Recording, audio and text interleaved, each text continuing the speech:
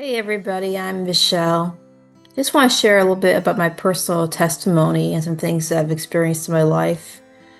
So, my family and I were always strong Christians, and I just know that at a young age, I felt like I had a calling on my life. Sister and I were baptized around 8 years of age, and we always sang and wrote our own music. We even sang of my grandma and my mom at church.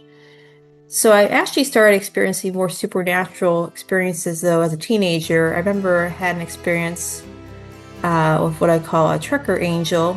I was coming back from getting a racquetball with my uncle, and my car at the time was a Geo Metro, and it died in the middle of a busy road. It was summer, I was on my own, and I basically didn't know what to do, so I just said a quick prayer and asked God to help me. And then a few seconds later, a voice told me to put the car in neutral. And so I did, and this guy, I thought he was just going to push my car to the side of the road, but actually he pushed it all the way down into a very long parking lot, all the way into a parking space at the time, which was known as SunTrust Bank. And he was pushing by himself, and it was like he was like a walk in the park, it was easy. And I remember gonna turn around and thank him, and like there was no one there. So I know that time that was an angel that helped me in my time of need. Another time, when I was younger, my sister and I, around the age of 5, we were riding bikes with our friends in Arizona, and actually, we both at the same time confirmed that we had a vision of our friend falling to a bunch of cacti on the side of the road. And a few seconds later, it happened just like we saw. So that's kind of some things that happened when we were younger. And then at the age of 13, Melissa actually had a dream where she had a dream that our boat would run out of gas. So at the time we were vacationing in the Florida Keys, and we thought that our boat tank was completely full.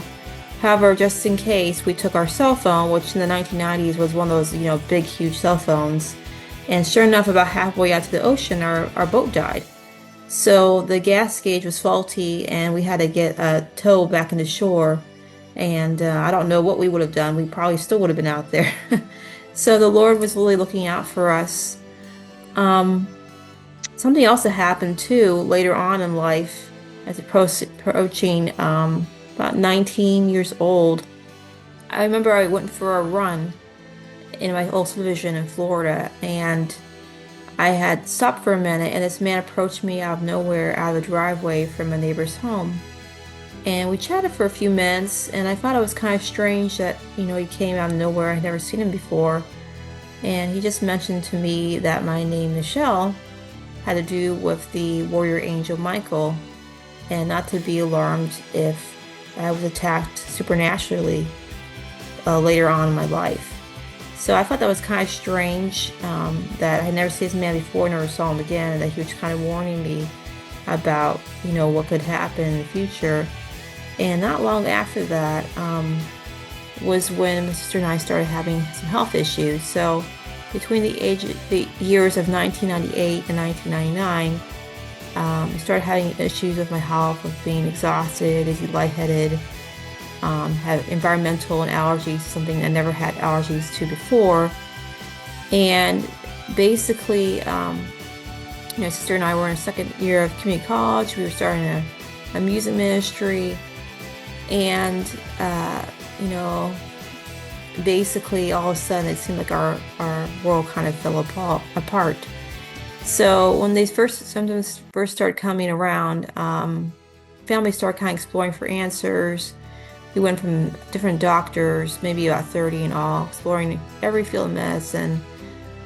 They relatively had, a few answers, put us on a number of drugs, from anti-anxiety to antibiotics, steroids, and cardiac drugs. A lot of them thought that was in our head, or we were doing drugs, which we were not, or that we just needed to go out and start dating people. So that was their answer.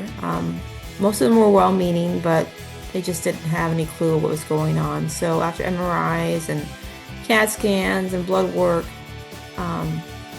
basically at one point we ended up going to a healing service, and we got prayed for, and we ended up getting it and then name and number of a naturopathic doctor. And that was kind of like the initial beginning of our healing. Um, because prior to that, we were basically bedbound for prior to about a year.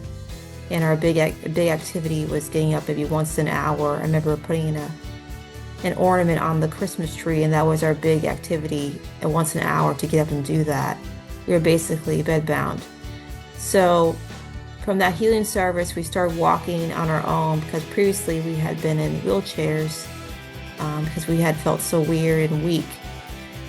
So we went to a naturopathic doctor in the 90s, the late 90s, early 2000s. Alternative medicine was more, you know, a lot of people weren't really into that back then, or like they are now. So I just remember the guy used to work out of his garage, and I just didn't understand what was going on. I felt like you know, I had seen Doc Brown from the Back to the Future or something. And but he really started us on a lot of number of good things to help our health. We started doing stuff for candida cleanses and parasite cleanses. Started healing our body, and we noticed improvements. And then we also started doing other different therapies to help our bodies to heal. And during this time as well, the Lord kind of led us to do courses through Trinity's College of Natural Health.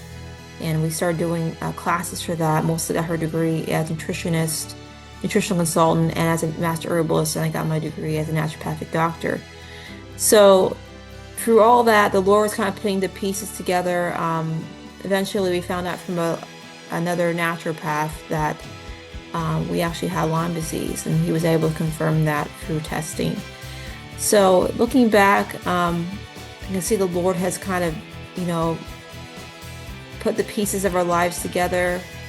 He's shown us all along the way that, he's always faithful. And now really our heart is about, helping people on their own journey of health and healing. I also have an animated children's series that's out called Simon the Seahorse. And we also have done books together and have talked together, different conferences and meetings and things. And so our heart is about ministering to people and about people coming to know Jesus and also getting healed physically, emotionally, and spiritually.